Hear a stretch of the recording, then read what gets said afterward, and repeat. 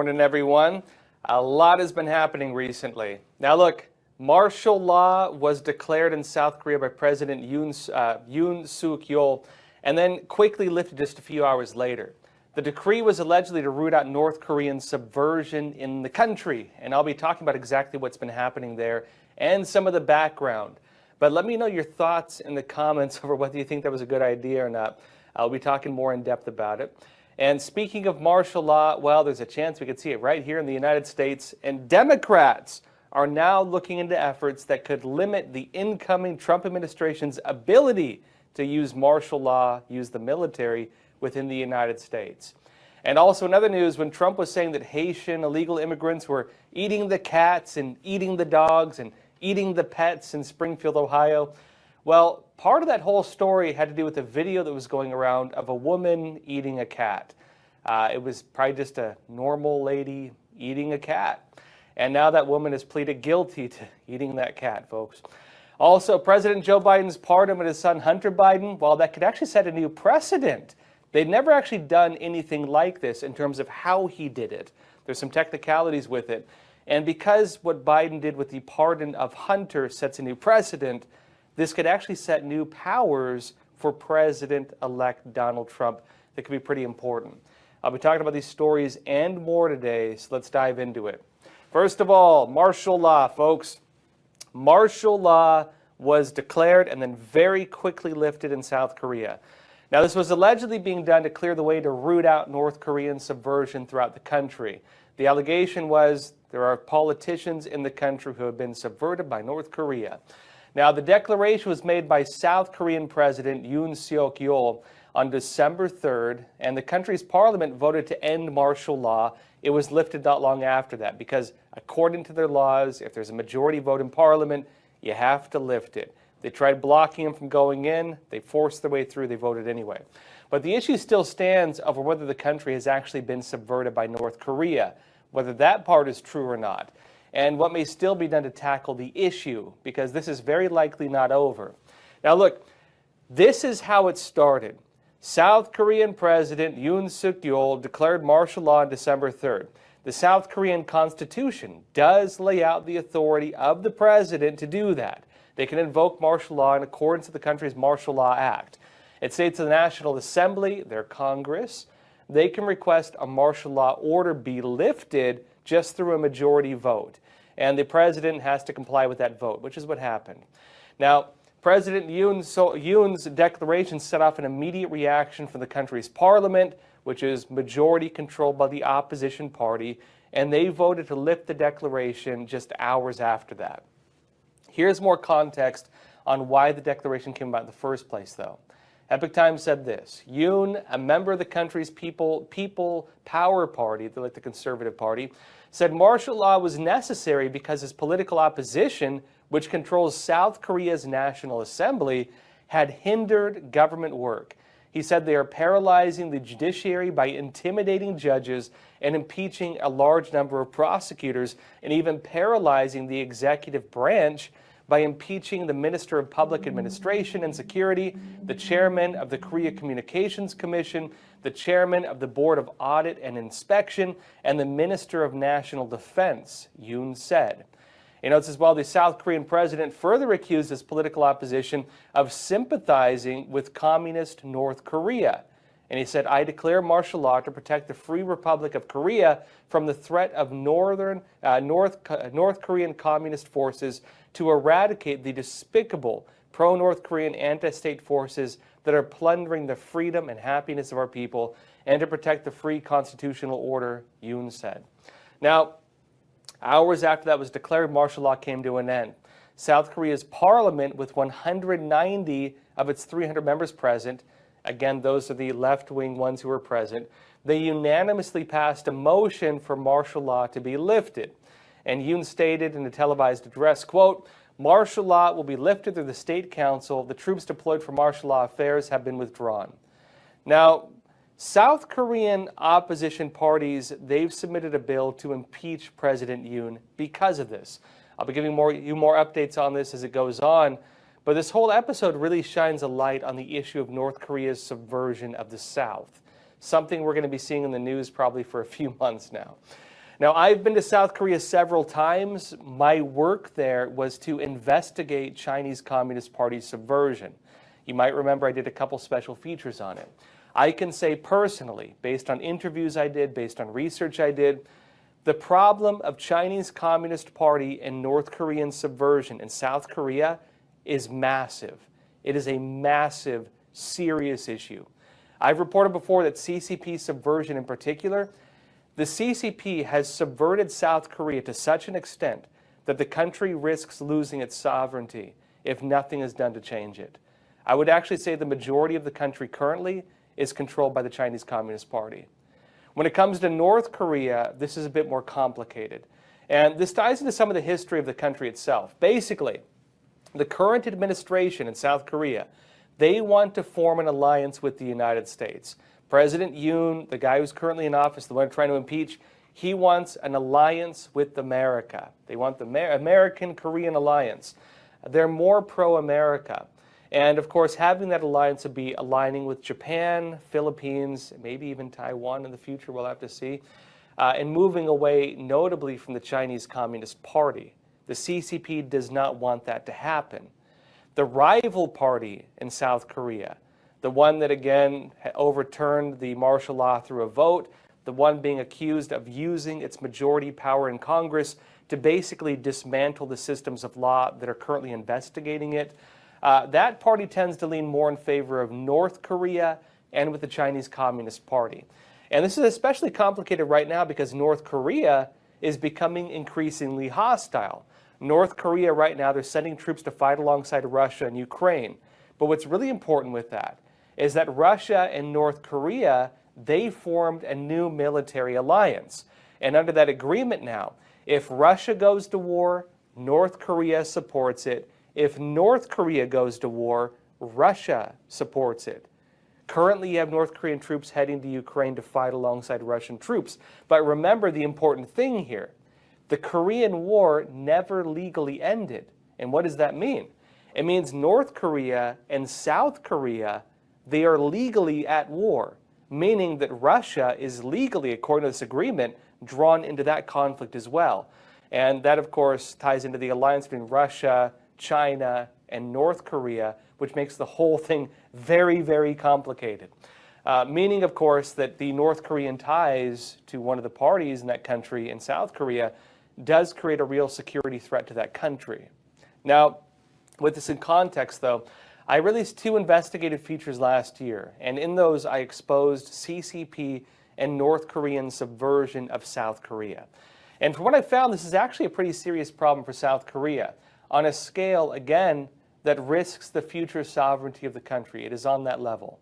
Let me show you this. The Chinese Communist Party uses bribery, blackmail, economic threats, and outright subversion to quietly seize control of other nations. While the CCP threatens to invade Taiwan using military force, well, the communist regime is already invading other nations, only it's not being done with troops and bombs. Instead, it's being done with non-military tactics. And South Korea has been an active target of the Chinese Communist Party in this lesser-known form of war. Now, among what we uncovered there was the CCP's subversion through its United Front. And this included various networks of Chinese front organizations operating throughout South Korea. In fact, in terms of sister city programs in South Korea, in terms of local government officials even having business ties with China, this is a real serious issue. It also included the CCP using bribes, economic threats, even threats of force, beating people up, coercion, to target the country's politicians. And because of the ties between China, Russia, and North Korea, this network of influence also ties into global politics and the whole problem of which direction South Korea is going to lean on the global stage. Will South Korea actually move towards the United States, or will South Korea move towards North Korea and the Chinese Communist Party? South Korea, although they do have one of the largest U.S. military bases, they're still kind of in the middle with this whole global conflict as it's brewing right now. And look, speaking of martial law, Democrats right now in the United States, they are looking into efforts that could limit the incoming Trump administration's ability to do maybe something similar. to use the military within the United States. Epoch Times said this: 2 Democratic senators are urging the Biden administration to try to limit President-elect Donald Trump's ability to deploy military forces inside the United States after he takes office. Senators Elizabeth Warren and Richard Blumenthal, both members of the Senate Armed Services Committee, sent a letter dated November 26 to President Joe Biden and Defense Secretary Lloyd Austin, urging them to issue a policy directive that prohibits the mobilization of active military or federalizing National Guard personnel to be deployed against their fellow Americans unless specifically authorized. Meaning, they want to make it so he needs Congress to authorize it. He can't just do it on his own. Now, as the senators specifically asked Biden to clarify the conditions under which the Insurrection Act, declaring an insurrection, an 1807 federal law authorizing the president to use military force domestically, can be invoked. Can he do it himself? Can the president declare an insurrection? Does he need Congress to all agree with him? That's the question. Now, they emphasize that it should be reserved for extreme circumstances where state and local authorities are overwhelmed by an insurrection, rebellion, or civil unrest, like maybe a foreign invasion, for example, and request federal assistance. They want help from the federal government. Now, it notes the letter also called for the enforcement of the standing rules for the use of force, which requires that any use of military force be reasonable in its intensity, duration, and magnitude. There are limits, in other words, to that power. Now, of course, it's constitutionally difficult to revoke presidential powers. And this is going to be the difficulty with that. When I say Democrats are doing this, it's 2 Democrats, folks. It's not the entire Democrat Party, right? But these 2 Democrats are asking Biden to clarify this.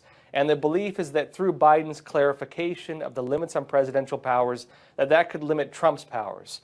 The issue is if Biden just says, well, I believe it's limited to this, and Trump says, comes into office and says, well, I now as president disagree, and I believe it should be, including all this. Unless they have some kind of legal backing to it, it's going to be very hard. And if they want to go to the Supreme Court, again, this has to do with constitutional definitions and limits of presidential power. It's very hard for the Supreme Court to change that, especially when it's embedded in historical precedent going back to 1807. Now, part of this also, though, is related to Trump's stated plans. He says he's going to do it, to use the military to carry out mass deportations of illegal immigrants. And there's actually other concerns as well. There are also concerns being expressed very broadly right now, especially by Democrats and others who maybe have not been too favorable towards Trump. They're worried right now that Trump could actually use the military to declare martial law and then carry out arrests and then use military tribunals to target his political enemies. They are currently worried about that. And in context of that, I think a lot of people on the Trump side would say, well, how many people in the former Trump cabinet are currently being investigated or facing criminal prosecution or have actually been thrown in jail? And they'll say, look, you're accusing us of wanting to weaponize justice. How many of us have been targeted by you? That's the other side of the argument, right?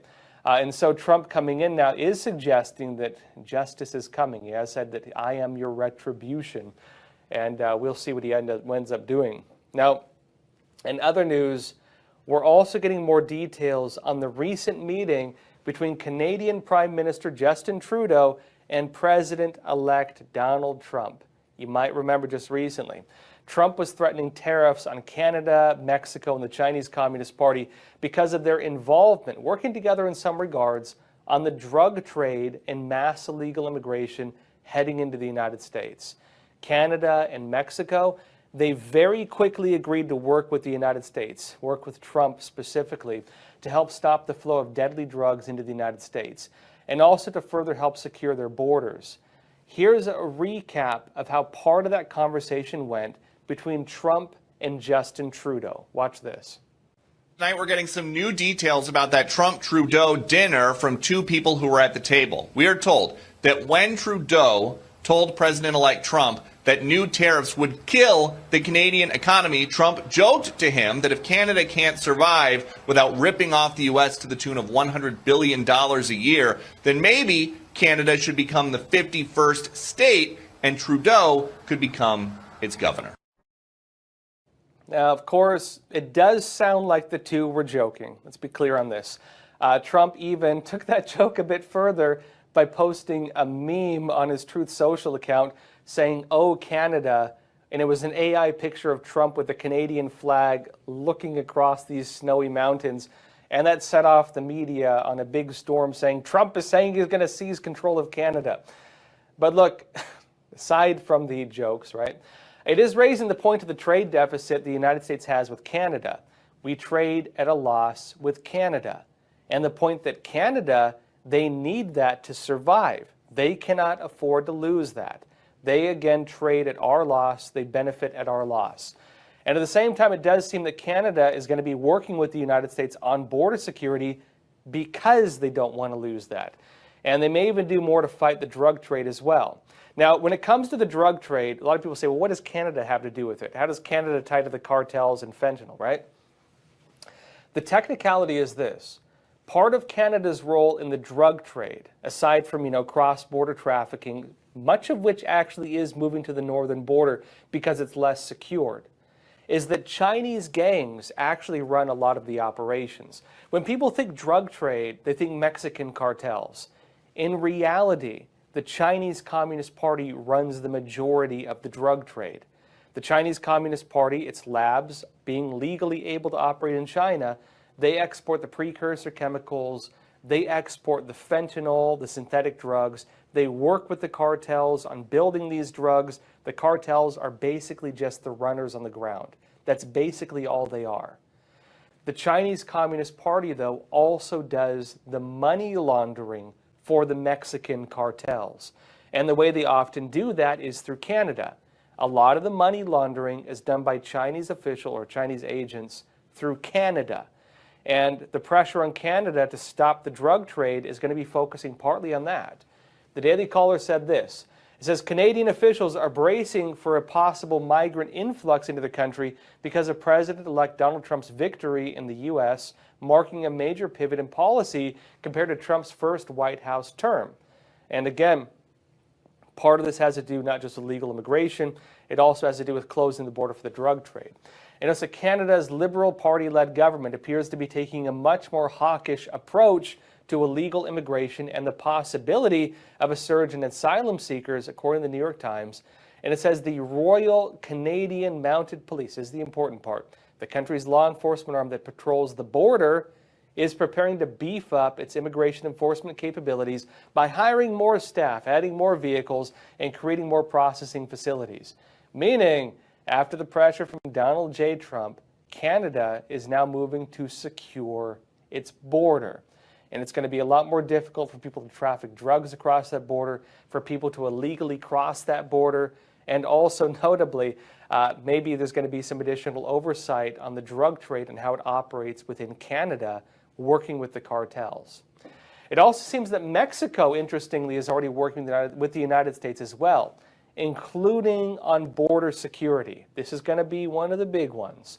The migrant caravans that have been for years been gathering, then illegally entering the United States, those are now being stopped, or at least a couple of them have. Let me show you. This is AP. It says, Mexican immigration authorities have broken up 2 small migrant caravans heading to the U.S. border, activists said Saturday.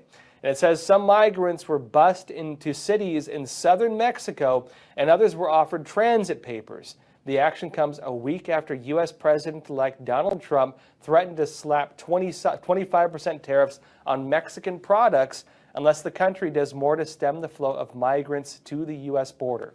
And again, just like with Canada, America trades at a very large loss with Mexico. We technically don't need it. And Mexico, of course, needs the United States, not just because of trade, but because Mexico makes a lot of money off remittances, illegal immigrants or legal immigrants sending money home. A lot of their money comes through that. They also make a lot of money within their local economy through human trafficking and the drug trade. And if human trafficking and the drug trade are shut off, if, again, border security gets ramped up, Mexico is really going to need legal trade. And that's what's at threat right now.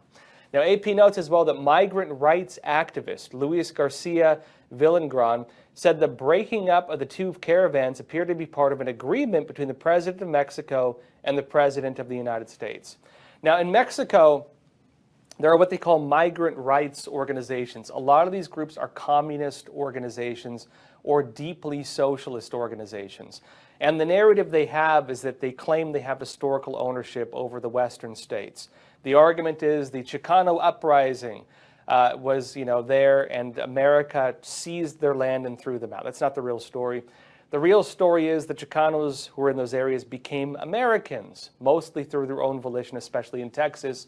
Again, the Chicano uprising, led by, again, Santa Anna, was an uprising against the Spanish government. And so technically, they seized the land from the Spaniards, who then seized the land from many native tribes, including the Apache and the Comanche and otherwise.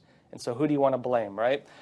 Basically, the uprising in Mexico overthrew the Spanish government. Those states in America that were part of that were under the Spanish government, and again became Americans afterwards. But the narrative of this is used to justify these mass migrant forces in those countries, which then want a type of remittance. They want a type of money back from it. And so they believe they're justified to come here and then demand money from the U.S. government. Now, we'll of course have to wait and see if these policies actually continue. In other words, stemming the flow of mass migration. But it does seem already that the threats of tariffs, they are having an effect. Now, in other news, though, remember when Trump made the comment about Haitian illegal immigrants eating the cats and eating the dogs and eating the pets in Springfield, Ohio? Well, one key part of that was a video of a woman that was going viral, and it prompted the topic in the first place. It was a video of a woman eating a cat. That was a viral video going around. And now that woman has pleaded guilty. I should note it's not clear whether she's an illegal immigrant or a Haitian migrant or just your average person eating a cat, because it's 2024, folks. But Fox 8 said this. It said a Canton woman accused of killing and eating a cat pleaded guilty Monday to a charge of animal cruelty and will now serve more than 2 years in prison. This woman, Alexis T. Farrell, 27, of Canton, was arrested in August, and she was accused of, quote, stomping the cat's head, then eating it, according to a criminal complaint. It's now official. It notes that Farrell was indicted August 21st on a charge of cruelty to companion animals.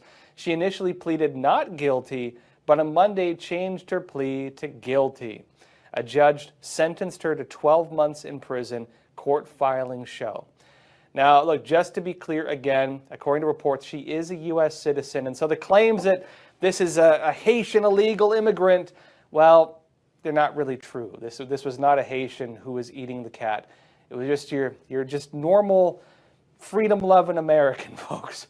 But on the issue of Haitian illegal immigrants, there were claims of them barbecuing cats. A lot of the claims on that front were from locals in the area, including some neighbors. And there were actually photos people were posting of questionable barbecues that people said kind of look like chickens. I've never seen chickens that look like that. Maybe four-legged chickens with their legs sticking in the air. But some individuals were having those barbecues in those areas, and there were photos of it.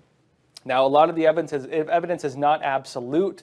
There's no hard evidence that Haitian illegal immigrants are eating the cats and dogs. But again, the story is getting some traction again because of this recent case. In other news, President Joe Biden recently pardoned his son, Hunter Biden, of all crimes, known and unknown, going all the way back to 2014. And this type of broad pardon is not normal. In fact, this type of broad pardon sets a new precedent. We have never seen this done. And it's, again, setting a new precedent because of its scope. Normally, you can pardon somebody once they've been accused of a crime. If they're being investigated or charged or whatever else, you can't charge them for things that are just totally unknown, normally. But Biden has changed that. He's demonstrated that, yes, you can. Yes, you can pardon people for known and unknown crimes for a very large breadth of time, 10 years.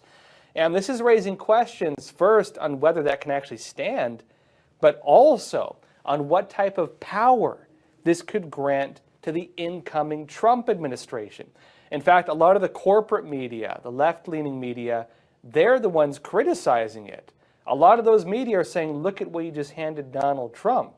First off, though, let me show you something on the scope of the pardon. Washington Post said this. It says, President Joe Biden's pardon of his son Hunter Biden on Sunday is exceptional, not just because of the pardon's recipient, the closest family member to receive a pardon in history, but also for its sheer breadth, according to experts on presidential pardons. Now, again, Biden was questioned on this and basically said, it is what it is. What are you going to do about it? I pardoned my own son. Yeah, I think he's innocent. Biden believes that Hunter is being politically targeted. That's the narrative on his side, right? Now, back to this article, though, it says that Biden did not just pardon his son for his convictions on tax and gun charges, but for, quote, any offenses against the United States, which he may have committed or which he has committed or may have committed or taken part in during the period from January 1st, 2014, all the way through December 1st, 2024. They note that's nearly an 11-year period during which any federal crime Hunter Biden might have committed, and there are none we are aware of beyond what has already been adjudicated, can be prosecuted. Hunter just got a free slate for the last 11 years, folks. Now, they note that it notably covers when he was appointed to the board of Ukrainian energy company Burisma in 2014, all the way through last Sunday, and notes that well after the crimes for which he was prosecuted, meaning this seems to be about not just the gun charge and the tax charges, in other words, right? They note even still, the scope of the pardon is remarkable.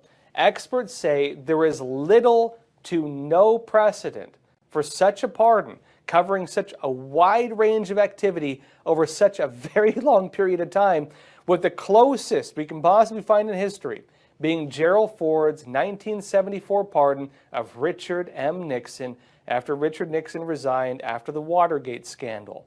And as a Hunter Biden's pardon, quote, isn't tied to any special counsel investigation or charging document.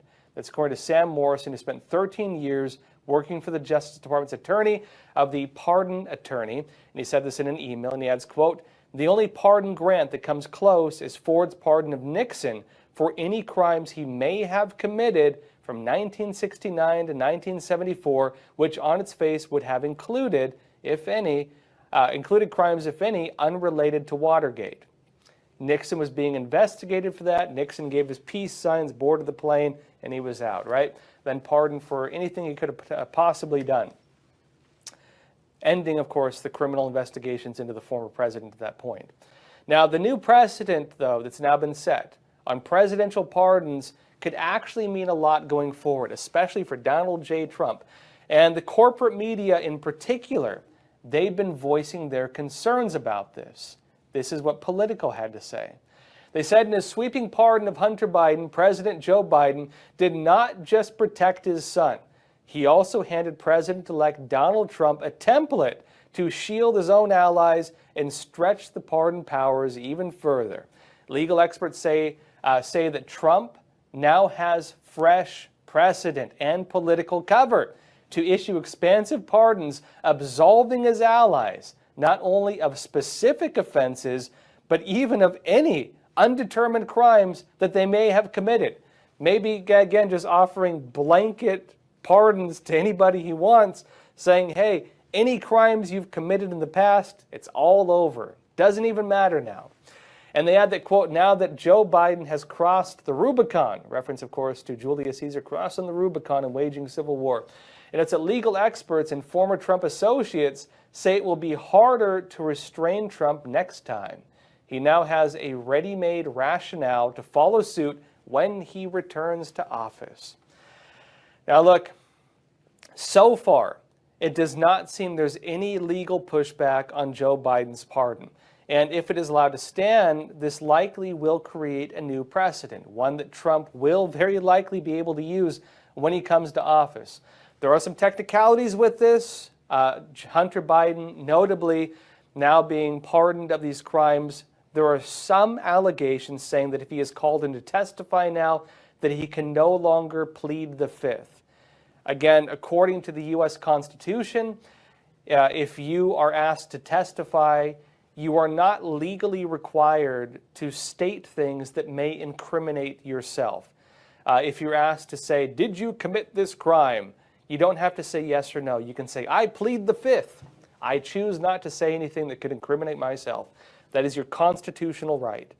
And the argument now, and I don't know if it's going to stand or not, but this is the political argument, is that if he is asked to testify, maybe against other people who may have been involved in any crime, known or unknown, that he cannot do that now because there's no risk of him incriminating himself given that he's been pardoned for any potential crimes.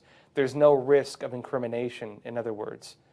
That's the legal argument. We'll see if it stands or not. Now, on the other side of this, there are individuals now pressuring Joe Biden to offer similar pardons to everybody who Trump may go after legally, including, for example, Special Counsel Jack Smith, who they want to have pardoned. Biden currently is not showing signs he's going to be doing that. Biden doesn't seem to be interested in playing this as much as he possibly could.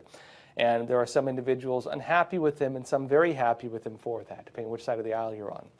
Now, that said, folks, hit the like button, leave a comment. Also, please share this episode, help get the word out on Crossroads, and don't forget to like this video. It helps us quite a bit. And that said, folks, please take care of yourselves, stay informed, and stay free. Thank you.